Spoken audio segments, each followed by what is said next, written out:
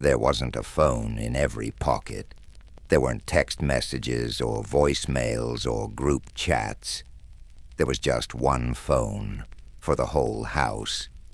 And that phone usually hung on the wall in the kitchen right in the middle of everything. You remember it, don't you? Maybe it was beige, maybe avocado green, maybe that burnt orange color that made it feel like autumn, even in April. It had a long, tangled cord that could stretch just far enough to reach the back pantry or wrap halfway around the dining table if you really tugged. And when it rang, oh, when it rang, everything stopped. Everyone looked up. Eyes darted forks, froze mid-air feet, raced. Because whoever got to it first, they were the gatekeeper. But answering it came with responsibility. You didn't answer with a grumble or a groan, even if you were mad, even if you were in the middle of something, even if your sibling had just driven you up a wall.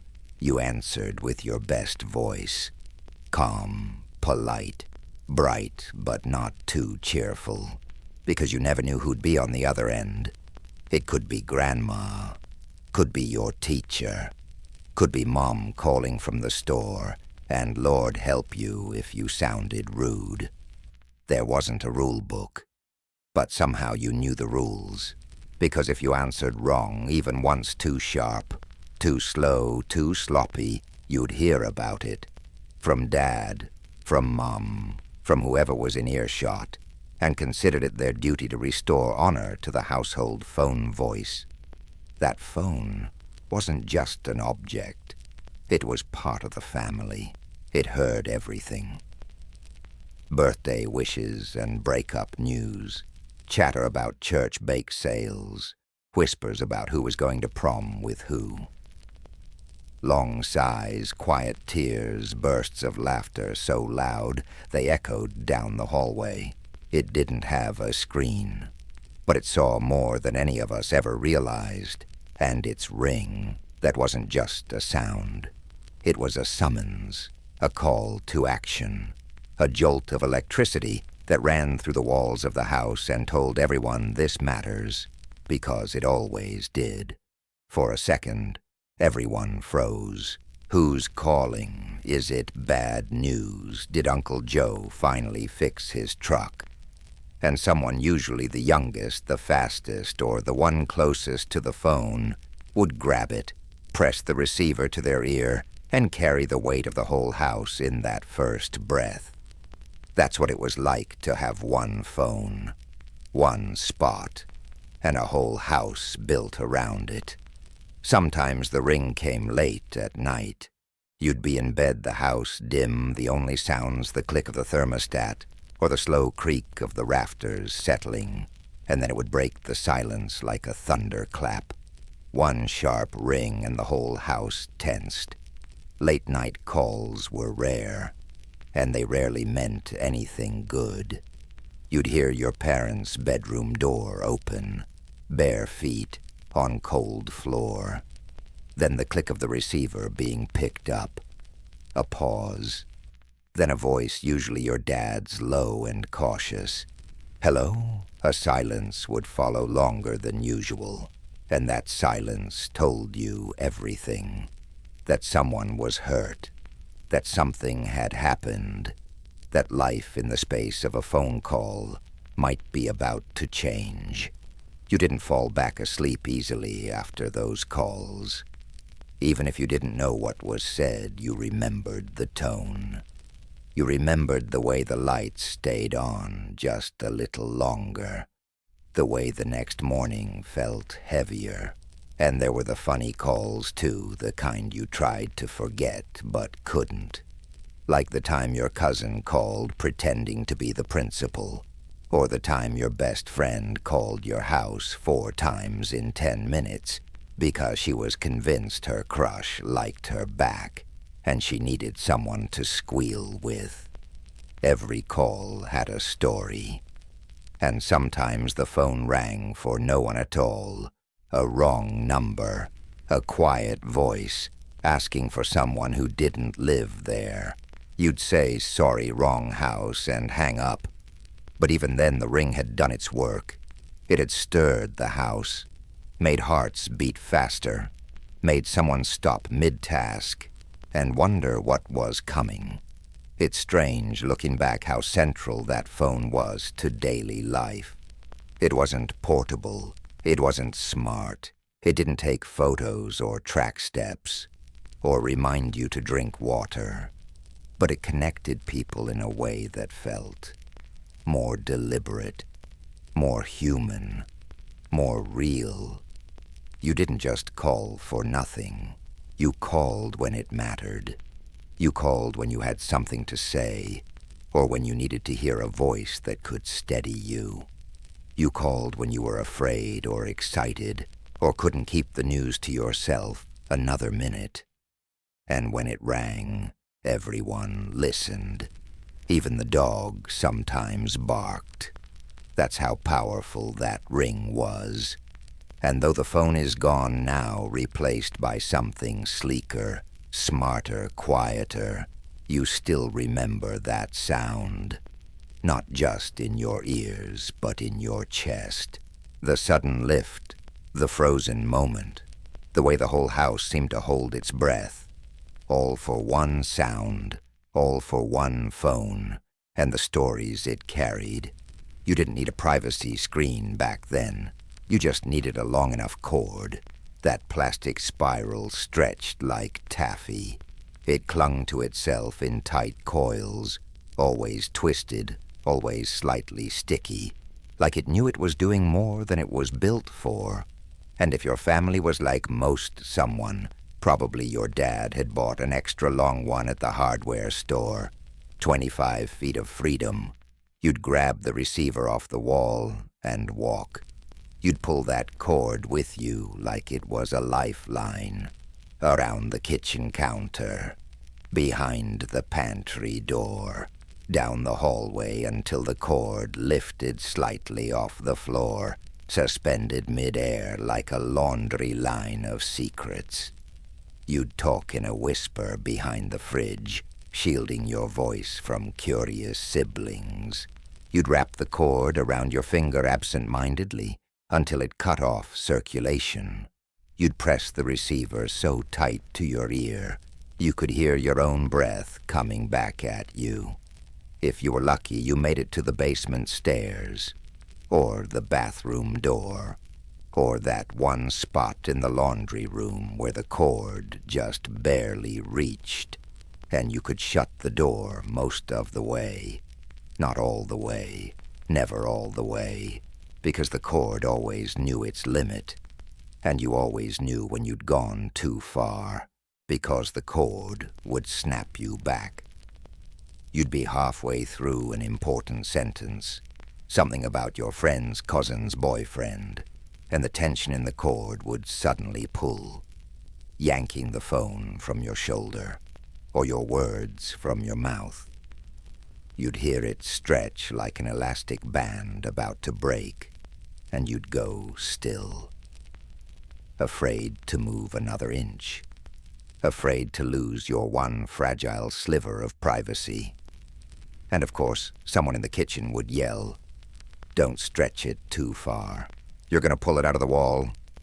You'd snap back with, "I'm not," as quietly as possible, because you were still on the phone, still in the middle of a call that felt like life or death, still negotiating the tension between connection and escape. That cord held more than physical strain. It held emotional weight. It was the only barrier between you and everyone else. And somehow everyone respected the boundary, mostly. If you were talking with your back to the hallway, crouched behind the coat closet, your siblings might tiptoe past you instead of barreling through. Your dad might wave instead of speaking. Your mom might point to the stove to say dinner's almost ready, but she'd let you finish, because they understood. That long cord, that was your door, It was your way of carving out a moment that was just yours in a house that rarely offered space for secrets. You whispered things into that receiver you would never have said out loud. You asked someone if they liked you. You apologized. You giggled. You cried. You listened to someone cry. And all the while that cord dangled and twisted and looped across the linoleum like a trail of breadcrumbs, reminding everyone in the house someone is talking about something important. It wasn't just a wire. It was a tightrope. It balanced your need to be heard and your fear of being overheard. It gave you the illusion of solitude in the most public place of all home. And when you were done, when the conversation was over, or your mom mouthed "wrap it up," or the person on the other end had to go, you'd walk the path back. Slowly. You'd unwind the cord from the doorknob, from the chair leg, from your own arm. You'd guide it back into a loose coil. Never perfect. Never quite like it started. But still enough. You'd hang the receiver back in its cradle with a soft click, and the house would exhale. Someone would say, "You were on for a while."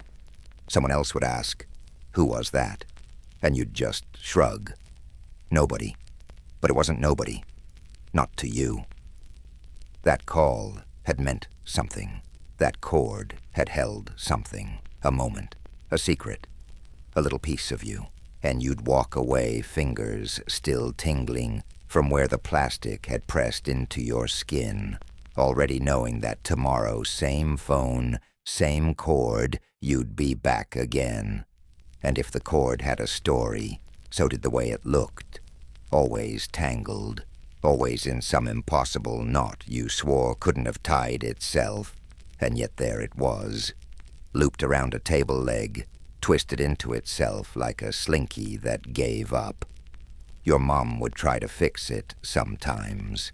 She'd hold one end and spin in place like she was winding up the moon. But no matter what she did, it never laid flat again. That cord had memory. It remembered every twist, every stretch, every moment it was pulled just a little too far during a conversation that went on just a little too long. Sometimes the cord would knock something off the counter.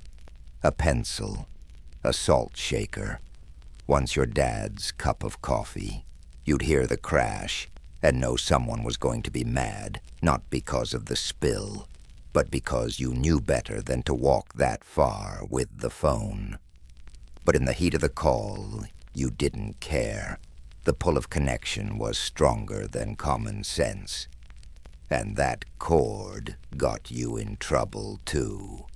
It tripped people. More than once someone came around a corner, didn't see it stretched across the floor like a trap line, and bam feet, tangled drink, flying a string of muttered words, not quite appropriate for Sunday service.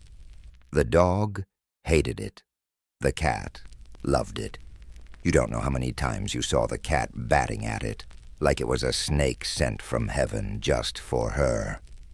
But the best thing, the absolute best thing, that cord meant you were talking to someone. Someone wanted to talk to you. Because back then, you didn't text, you didn't scroll, you didn't like a post or leave a comment and call it connection. You called, you sat, you stayed. You talked until your neck hurt and the cord left a mark on your hand. And when you hung up, you didn't check your notifications. You didn't wait for a buzz. You just carried the echo of the conversation with you into the living room, into bedtime, into dreams. That cord was ugly, inconvenient, always in the way, and you loved it. Because it was yours, and it carried the voices of people you loved. You didn't sound like yourself when you answered the phone. You sounded like someone slightly more polite, slightly more composed, slightly more adult. It didn't matter if you were in pajamas or had peanut butter on your chin, or were mad at your sister when that phone rang and you picked up, you transformed. Hello, that word alone was a performance. It had to be the right mix of warmth and caution. Not too chipper, or they'd think you were a kid. Not too dry, or they'd think you were rude. You gave it just enough lift at the end to sound open, but not so much that it became a question. You were trained informally, of course, but trained nonetheless, because the phone voice was sacred. Everyone had one. Even your dad, who barely spoke at the dinner table, would answer the phone like a radio announcer. "This is the Johnson residence. Frank speaking." Smooth as butter. You didn't hear that tone at any other time in his life, except maybe when ordering from a waitress he was trying not to annoy. Your mom's voice got softer somehow, almost musical. She'd slow her words down, smile with her whole face, like the smile could travel through the wire. "Oh, hi there. Yes, I've got a minute." You could hear her sink into her stance, one hand on her hip, one elbow leaning on the counter. It was her most graceful posture, and the voice matched. Even you, the kid who'd just been yelling at the dog 5 seconds ago, would pick up the phone and say hello, like you were applying for a job at a law firm, because the stakes felt high. You didn't know who was on the other end. It could be your teacher. It could be your grandparents. It could be your mom's friend with that voice that carried through the house. And if you messed up that greeting, you weren't just representing yourself. You were representing the whole family. There was a silent code. You never said what when you picked up the phone. You never said "who's this" in a rude tone. And for heaven's sake, you never said "huh." If you did, someone nearby would correct you immediately with their eyes, if not their mouth. You'd hear it when the call ended, or worse, in the middle of it whispered just loud enough for you to flinch. Don't say it like that. Your phone voice wasn't about pretending. It was about respect, about treating the person on the other end like they mattered, even if it was just the neighbor calling to ask if you'd seen their cat again. And then there was the flip side, the fake phone voice, the one you used when you wanted to end a call fast, the one you used when it was someone you didn't want to talk to, the one where you let every syllable drop just a little like your energy had been drained. "Oh, yeah. Okay. Sure. I guess I'll tell her." Everyone knew that voice, too. You heard it in your sister when someone called, and she was clearly not interested. You heard it in your mom when she was being polite, but counting the seconds.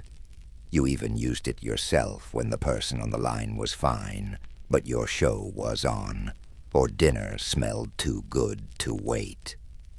But the real magic, it was when that phone voice turned real. When you were halfway through a call and something shifted, a question got asked, a laugh landed, a pause deepened, and suddenly the voice wasn't careful anymore. It wasn't formal. It was yours. You'd lean into the counter, let your foot slide against the linoleum. You'd stop twirling the cord and start wrapping it loosely around your wrist instead. And you'd talk like yourself. Like you were no longer answering the phone for the house, but because someone wanted you. And later when you hung up, you'd wonder how it sounded from the other room. if your family noticed the change, if they heard that quiet shift from "I'm just answering this call" to "this call matters," because it did. Some of the most important conversations you ever had started with your best hello. And the voice you used, it was just the opening note in a song you'd still be humming long after the call ended. When Mom was on the phone, the house entered a different kind of orbit. It didn't matter what was happening, what game was on, what sibling was arguing, what question you had about a missing shoe or snack or ride. If Mom picked up the phone, the world slowed down, shifted, waited. She had the look. You remember it, don't you? That single, raised eyebrow. The index finger lifted poised in the air like a quiet spell accompanied by the classic silent command, "Don't." And you didn't. You didn't interrupt. You didn't tap her arm. You didn't mouth anything unless it was absolutely essential, and even then you mouthed it like a mime in a high-stakes drama. Because once that phone touched her ear, Mom was in another dimension.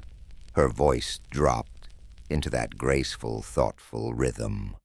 Part hospitality, part therapist, part battlefield commander. She could comfort a friend, schedule a dentist appointment, and plan a casserole all in the same call without writing a single note down. She paced when it was serious, sat when it was personal, and leaned on the counter when she was just catching up. And the length of her calls, immeasurable, timeless, eternal. You'd go into the living room, play with your toys, eat a slice of bread, and come back out 40 minutes later to find her still in the same place, still on the phone, still nodding and murmuring, Oh no. Well, you know how she is. It wasn't just the call. It was the energy of the call. There was a tension in the air when Mom was on the phone. Not bad tension, just a sense that the space around her became delicate, pressurized, like a bubble yashtant pop. And if you did interrupt, God help you, you'd get the stare. The one that paused the entire universe. That told you without a word that this was neither the time nor the place. That whatever you were about to say better involve blood fire or a missing child. And even then you'd have to wait until she covered the receiver and whispered, what not with curiosity, but with that fierce maternal triage tone. You have exactly 4 words, make them count. Sometimes, if she wasn't on the phone long enough, dinner plans would quietly shift. The stovetop stayed cold. The casserole stayed in the fridge. You knew somehow to toast bread and grab a banana. It was a phone night, but there was comfort in it, too, because if you needed her to make a call for a ride, for a refill, for school stuff, you didn't do it yourself. You told Mom, and she called. And when she was on the phone on your behalf, it was like watching a general go into battle for you. She knew exactly what to say. She knew when to push. She knew how to get results. And you'd stand nearby, listening in awe. Maybe nervously, maybe hopefully. And when she hung up and said, "It's taken care of," you felt like the world had just been rearranged for you. Moms had phone power. Not the flashy kind. Not the hang-up first kind. The real kind. The kind that meant people listened. That if she needed something, she could pick up that old wall phone, cradle the receiver between her shoulder and cheek, and make something happen. But here's the thing, she didn't want to be interrupted. But she always knew what was happening around her. Even mid-conversation, even when nodding and murmuring, Well, I told her not to do that in the first place. She'd shoot a look at your brother sneaking a cookie, or gesture with a spoon in your direction to get off the counter. She was on the phone, but she was still Mom. And when she finally hung up gently with that long-lost click that you can still hear sometimes in your memory, she came right back into the room like nothing had changed. She'd wipe her hands on a dish towel, glance at the clock, and say, "Okay, who needs what?" And the house breathed again. The spell lifted, but deep down, you knew something had happened during those calls, something bigger than just chatting. She'd kept friendships alive. She'd held space for someone. She had managed your world behind the scenes, all with one hand and a coiled cord. And for a little while, each day while she spoke into that yellowing plastic handset, she reminded everyone in the house what it meant to listen, to wait, and to let someone else be the center of attention. And if you were lucky, really lucky, she'd hand you the phone. Maybe it was Grandma calling to say happy birthday. Maybe it was your aunt wanting to hear about your school play. Maybe it was someone checking in after you'd been sick, and your mom, without breaking stride, would press the receiver into your hand and whisper, "It's for you." And suddenly, you were in it. In the grown-up world, holding the phone like it was sacred, trying not to mess up your lines. You'd clear your throat, speak carefully, and try not to let your voice crack.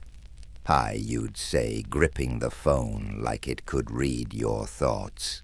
"Yeah, I'm doing okay." You could hear your mom listening from a few feet away, pretending not to listen, folding laundry, stirring something on the stove, and you'd want to make her proud, to speak clearly, to say the right things, to show her you could handle the moment. That was the magic of her phone presence. It wasn't about the phone itself, it was what the phone represented.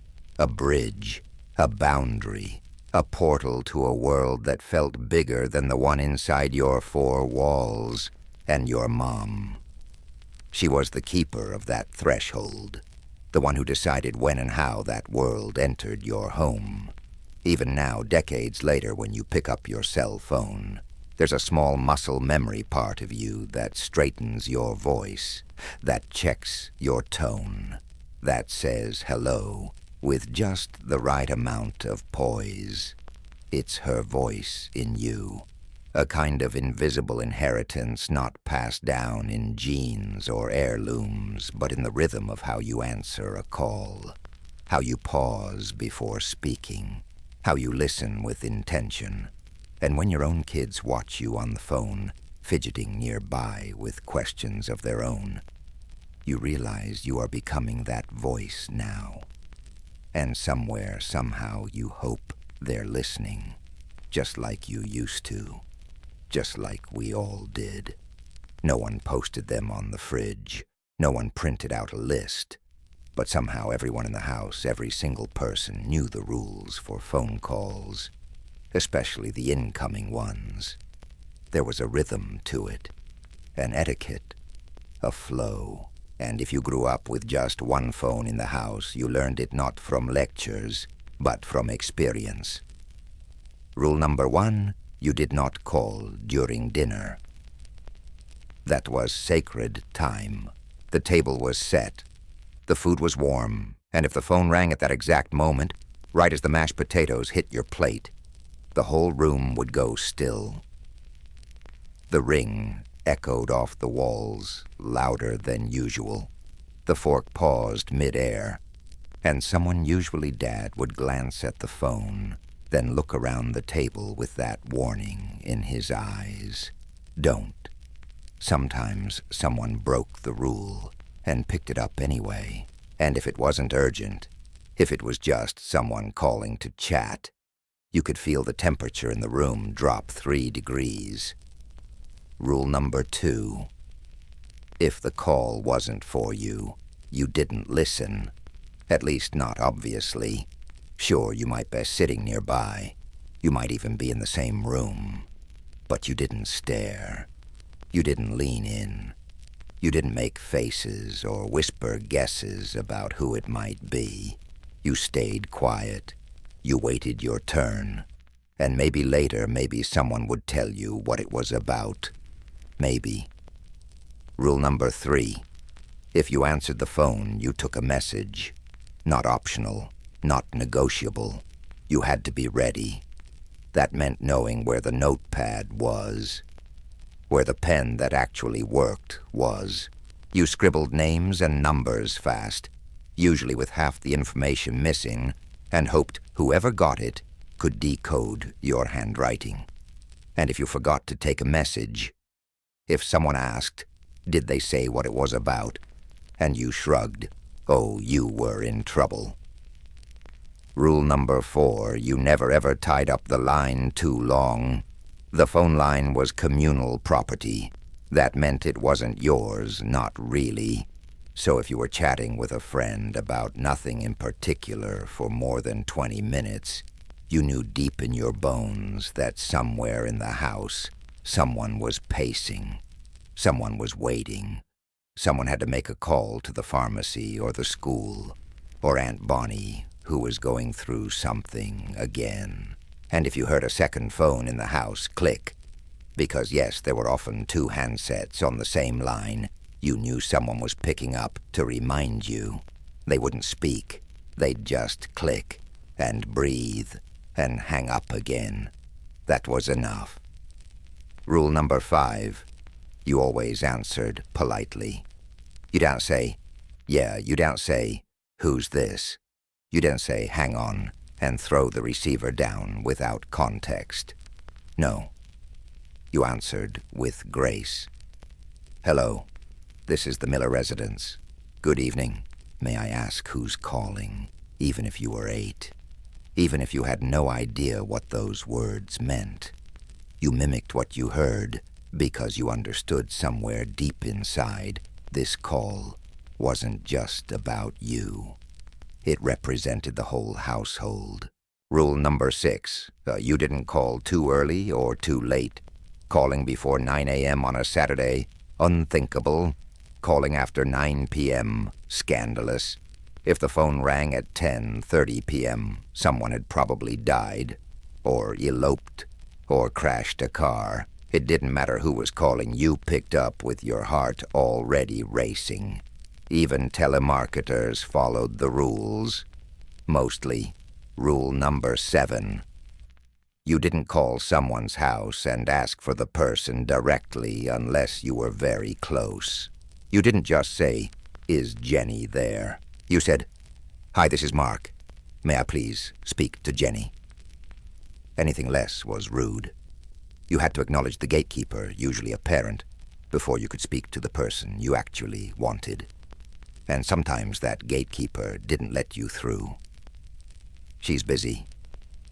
She can't talk right now. Who's this again? You could hear the suspicion in their voice, and you knew that call is not happening today. Rule number 8. If the phone rang while the baby was asleep, you were dead. Didn't matter who you were. If you made that phone ring during nap time, you were persona non grata until next Thanksgiving. Rule number 9. If you were waiting for a call, everyone knew and respected it. Maybe you were waiting to hear about a job. Maybe you were hoping for a call back from the boy you liked. Maybe someone was calling from the hospital. You told the house, I'm waiting for a call. And suddenly the air changed. People spoke more softly. No one tied up the line. Even your little brother backed off for a while. And if that call finally came, the whole house celebrated. Quietly, respectfully. But everyone felt it. Rule number 10, when the phone rang, you answered. Because someone somewhere had chosen to call you. They weren't texting. They weren't scrolling. They weren't sending an email and hoping you'd read it someday. They picked up a phone, dialed your number, and waited, and you met that energy with your own. Because that's what it meant to be a household with one phone. You weren't just connected, you were accountable, you were present. And maybe that's what's missing now. Maybe that's what we long for in the middle of the night when our phone buzzes silently beside us and we scroll past 10 messages that don't matter.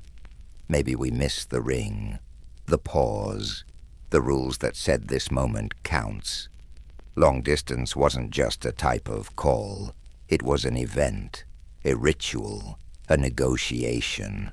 When someone said, "We're going to make a long-distance call," the entire household reacted like a dignitary was coming to dinner. The air changed.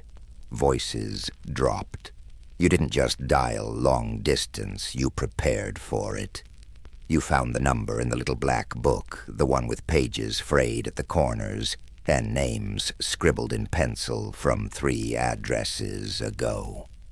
You waited until the rates were lower after 7 p.m., or better yet, on Sunday afternoon, when it was practically a steal at 10 cents a minute.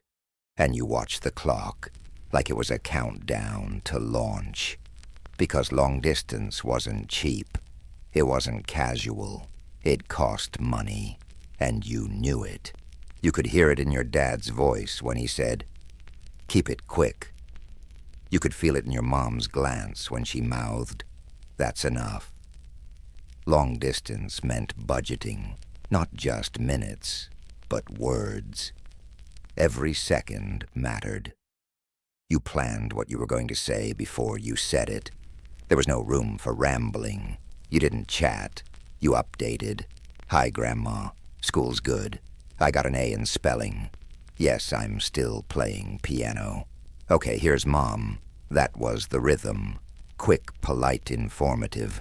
Like filing a verbal report to HQ. And God forbid you forgot something, because calling back. That was another charge. You'd spend the rest of the night kicking yourself for not telling Aunt Judy that you did want that book she mentioned. You could try writing her a letter, but by the time it arrived, she'd have forgotten the offer, or worse, mailed it to your cousin in Ohio. When someone called you long distance, it was like receiving a gift. You'd run to the phone, and the person on the other end would always say the same thing first. Is this a good time? Because they knew. Everyone knew. Long distance was never assumed. It was granted, and everyone shared. If the call was from a relative, the receiver passed from hand to hand, like a sacred object. "Talk to your grandmother," Mom would say. "Say something nice." You'd take the phone, grip it, like it might electrocute you, and speak into the void with the kind of reverence reserved for royalty. "Hi, Grandma. It's me." And for a few minutes the connection spanned time zones and states, mountains and rivers, storms and sunny skies. You could almost hear the distance in the static. You'd repeat yourself more often, talk louder, tilt your head like it helped the signal, and yet somehow it always felt worth it. You learned things over long distance. Family secrets, birthdays you'd forgotten, news of someone passing or getting married or moving far away, and sometimes, rarely, someone would call just to say hi. No occasion, no update, just a voice across miles that missed your voice, and those were the best calls of all. The ones that went a little over time, that made your dad raise an eyebrow when the bill came but didn't say anything. The ones where you didn't talk fast. You just talked. And those long-distance bills. They were terrifying. They came in thick envelopes, multiple pages stapled together like legal documents.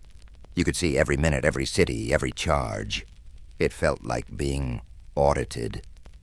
And yet, there was something satisfying about them. proof that you'd reached out, that someone cared enough to connect, that your life was big enough to stretch beyond your town, your state, your everyday routine. Some people got phone cards to save money.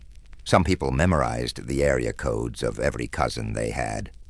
Some learned to speak in code to save minutes. Uncle Rick is okay. Yes. No. Still working. Still driving. Yes. Bye. You said a lot with a little, and somehow nothing got lost. And when the call ended, usually with someone whispering, "Time's up," you didn't say goodbye like you say it now. You meant it.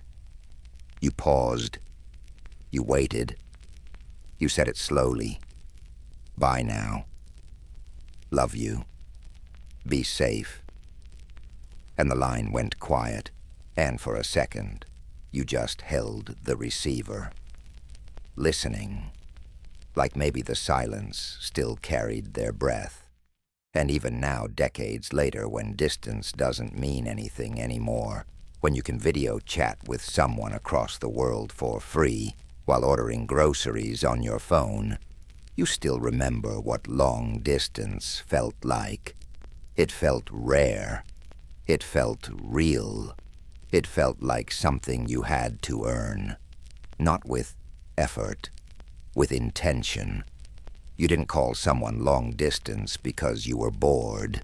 You called because you needed to hear them, their voice, their laugh, their presence. Because even when the line crackled, even when half the words got lost, the message was always clear. I'm here. You're there. But I still care enough to close the gap, even if it costs me. Even if I only have 5 minutes, I'll make them count. You never really knew who was listening. That was the charm and the curse of the party line. If your house had one, you learned fast that privacy was not guaranteed, not even close. A party line wasn't a celebration. It wasn't even a group chat. It was just a shared phone line, usually among neighbors, and it meant that anyone at any time could quietly pick up their own receiver and be there. No ding, no notification, no alert, just a soft click.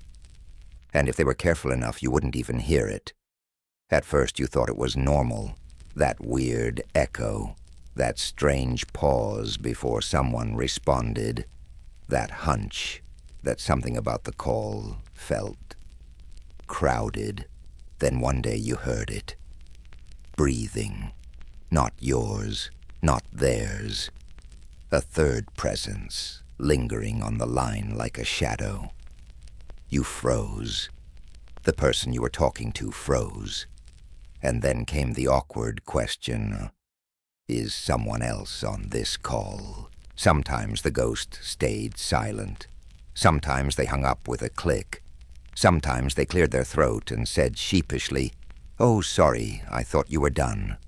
And sometimes they didn't apologize at all, because back then some people treated the party line like their own personal reality show. They listened for gossip, for scandal, for boredom, for background noise while washing dishes, and if you were unlucky enough to be the entertainment for the night, you learned to watch your words. You didn't say names. You didn't talk about Mrs. Carter's son who'd dropped out of school again. You didn't mention that your uncle's car was parked outside your aunt's house way too late on a Thursday, because even if you trusted the person you were talking to, you didn't know who else was there. It taught you discretion. It taught you how to speak in code, in tone, in implication. You said things like, "Well, you know who might be at it again," or "That certain situation on Elm Street hasn't exactly improved." Everyone knew what you meant. Everyone knew who you meant. But you didn't say it, because the line was never fully yours, And sometimes, just sometimes, you were the listener. Not on purpose, not at first. You'd pick up the phone to make a call, and there they were, two voices deep in conversation. You were supposed to hang up immediately. That was the rule. That was the law. But you didn't. Not always. Maybe it was your neighbor talking to her sister. Maybe it was that boy from school, the one you secretly liked, calling his cousin. Maybe it was someone crying softly into the receiver, and your hand just couldn't bring itself to put the phone back down. And in those moments you felt it, that mix of shame and curiosity. You weren't proud of it, but you were human, and somehow, hearing someone else's unguarded voice made the world feel smaller, closer, real. The party line was also how you knew who was home. If you got a busy signal, you'd wait 10 minutes and try again. If it was still busy, you might walk down the block, knock on the door, and say, "Tell your sister to get off the phone. I've been trying to call for half an hour." And if you were the one hogging the line, you'd hear about it at the store, at church, or from your mum who'd say, "Mildred called. Said she's been trying to get through since noon." The line didn't just belong to your house. It belonged to the street, the block, the invisible web of voices and etiquette that held the neighborhood together. And while it could be frustrating, it could also be oddly comforting, because the party line reminded you that you weren't alone, that life was humming around you, that behind every window someone was talking, laughing, complaining, connecting. And even if you couldn't always speak freely, you still heard the world. Over time, the party lines disappeared. Technology improved. Households got their own numbers. Privacy returned. But part of you missed it. The tension, the awareness, the reminder that you weren't the center of the universe, that other people existed, with their own calls, their own stories, their own moments. Now every phone is private. Every conversation is behind a lock screen. You don't overhear anyone. You don't stumble onto anything. You don't listen unless you're invited. And maybe that's good. Maybe it's better. But sometimes you miss the buzz of shared connection, of knowing that just down the street someone else was laughing into a receiver, and your voice might overlap with theirs, if only for a second. You miss the small caution in your words, the thrill of the unsaid, the unspoken community that came from knowing we all shared the same line and the same rules. Because even though it wasn't a party, it kind of felt like one. A quiet, clumsy, occasionally messy gathering of voices. A phone call that was never quite just your own. A reminder that back then, even privacy had to make room for connection. You didn't need to hear every word to know what was going on. Sometimes the silence said more. Sometimes it was the way someone paused before answering. The sigh between sentences, the hesitation before saying goodbye. Back then, with one phone in the house, you learned to read the space between the lines. You learned to listen to tone, not just words. To pick up on that quiet edge in someone's voice, the strain they didn't mention, the weariness they tried to hide. And in a world where calls weren't constant, where every conversation had weight, you paid attention. You noticed when your uncle's jokes weren't as quick, when your best friend's sentences got shorter, when your grandma called twice in 1 week instead of once a month.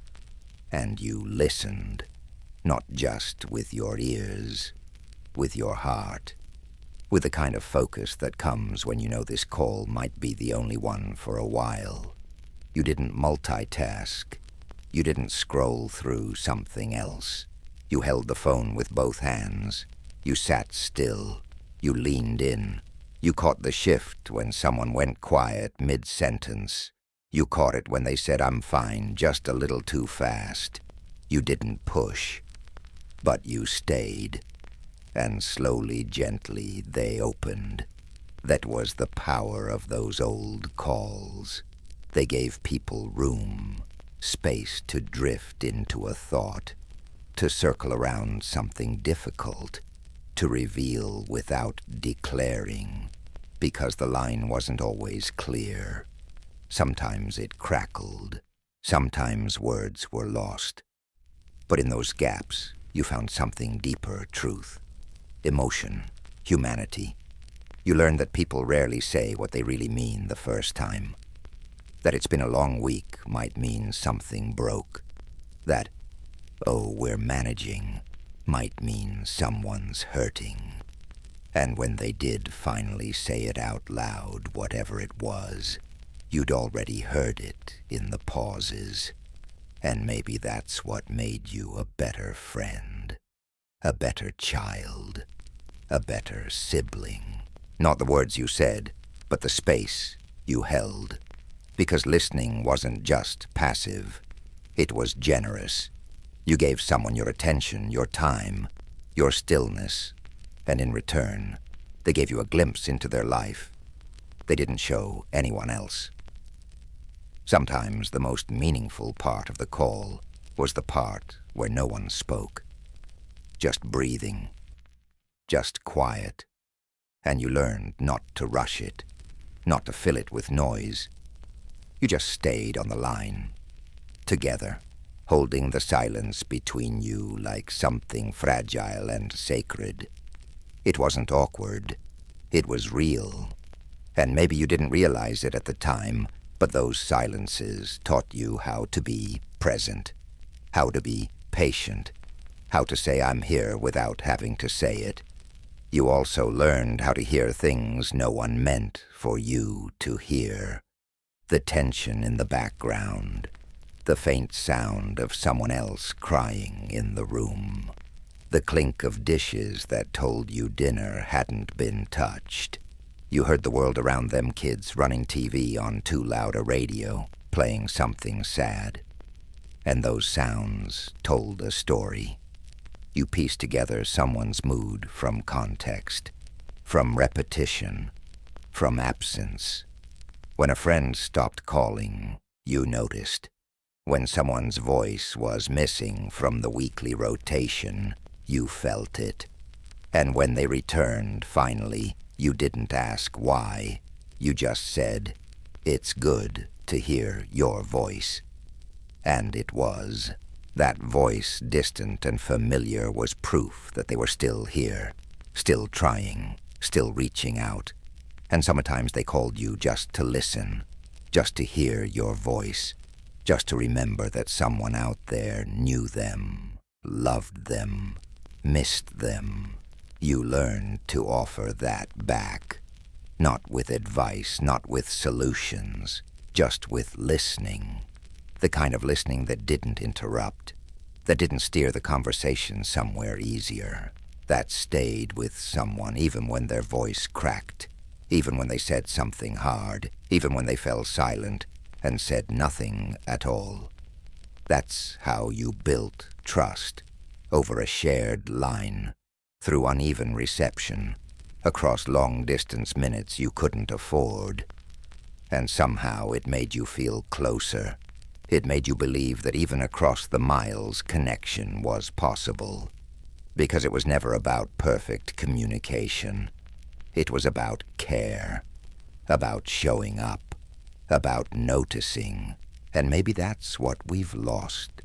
With messages sent in half-thought emojis, with replies that come hours later, with conversations clipped short by distractions. We forgot how to listen between the lines. We forgot that sometimes what matters most is what's not said. But if you close your eyes, you can still remember what it felt like. Holding the receiver to your ear, sitting on the edge of the couch, waiting for the words to come. And when they did, or even when they didn't, you stayed, because you understood deep down that listening was an act of love, a kind of quiet devotion, a thread of empathy running through the cord, the kind of thing that didn't need explaining, just a soft, mm-hmm, just a whispered, take your time, just being there. And maybe after all these years, you still are.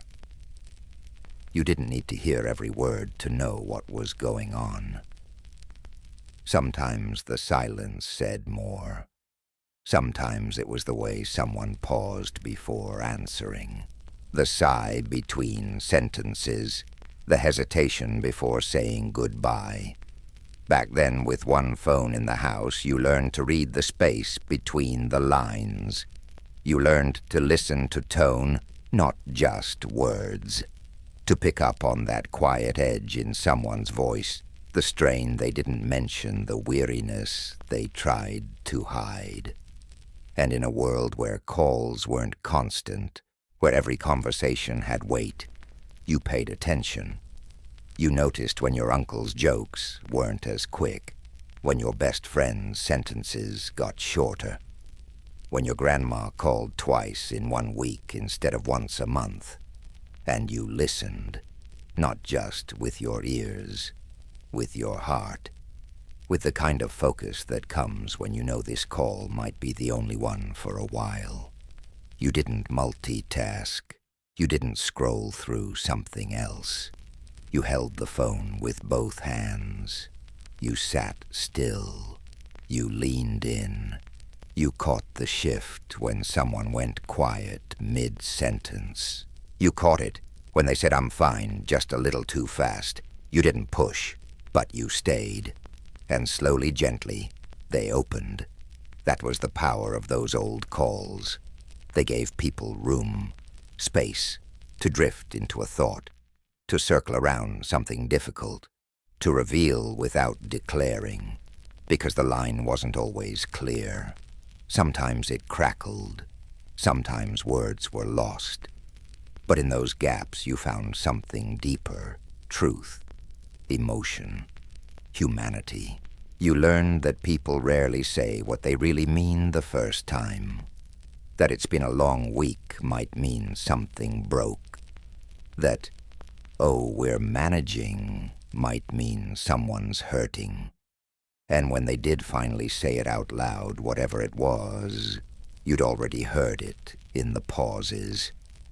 And maybe that's what made you a better friend, a better child, a better sibling. Not the words you said, but the space you held. Because listening wasn't just passive, it was generous. You gave someone your attention, your time, your stillness, and in return, they gave you a glimpse into their life they didn't show anyone else. Sometimes the most meaningful part of the call was the part where no one spoke. Just breathing. Just quiet. And you learned not to rush it, not to fill it with noise. You just stayed on the line, together, holding the silence between you like something fragile and sacred. It wasn't awkward. It was real, and maybe you didn't realize it at the time, but those silences taught you how to be present, how to be patient, how to say "I'm here" without having to say it. You also learned how to hear things no one meant for you to hear.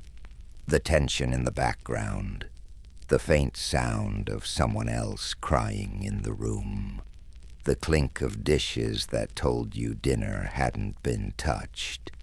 You heard the world around them kids running TV on too loud a radio, playing something sad. And those sounds told a story. You pieced together someone's mood from context, from repetition, from absence. When a friend stopped calling, you noticed.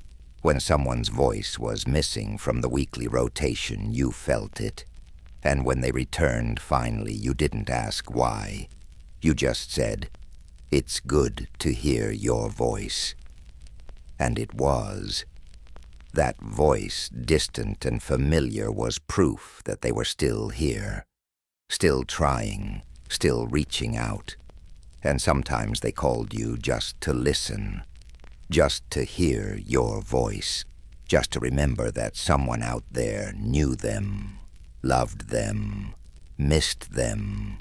You learned to offer that back, not with advice, not with solutions, just with listening, the kind of listening that didn't interrupt, that didn't steer the conversation somewhere easier, that stayed with someone even when their voice cracked, even when they said something hard, even when they fell silent and said nothing at all.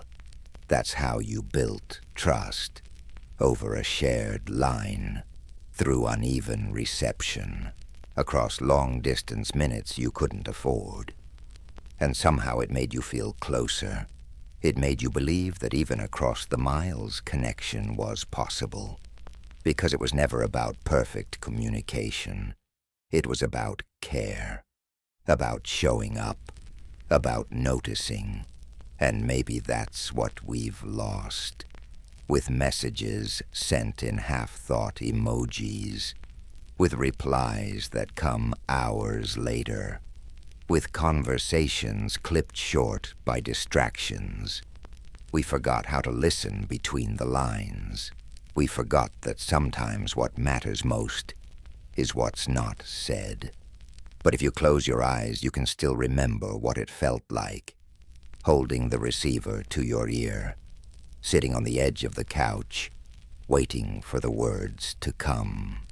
And when they did, or even when they didn't, you stayed, because you understood deep down that listening was an act of love, a kind of quiet devotion, a thread of empathy running through the cord, the kind of thing that didn't need explaining, just a soft mm-hmm, just a whispered take your time, just being there.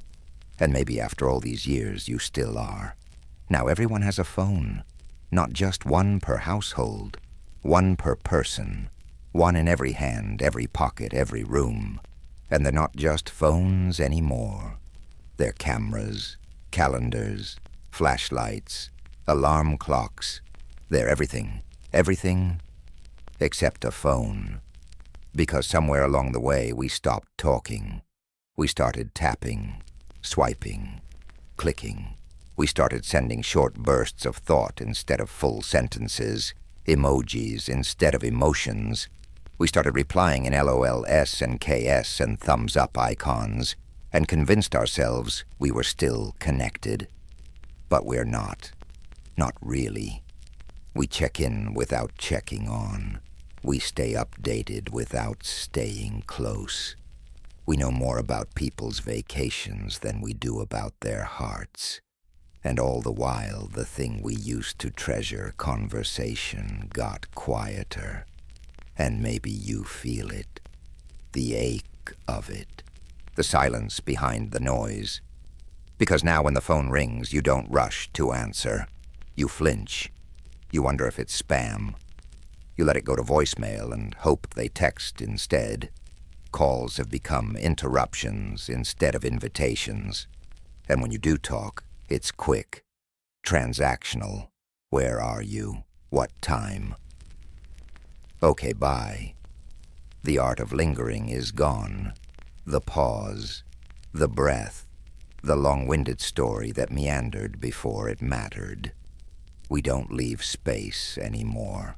We don't wait for the other person to exhale before we speak. We talk over. We talk fast. We talk while doing 5 other things. And somewhere in the back of your mind, you miss it.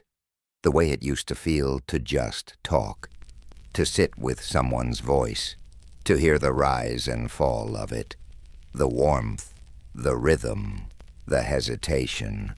You miss the weight of the receiver in your hand, the hum of the dial tone, the way a call sounded like something, like connection, like presence, like home. You miss the ritual of it.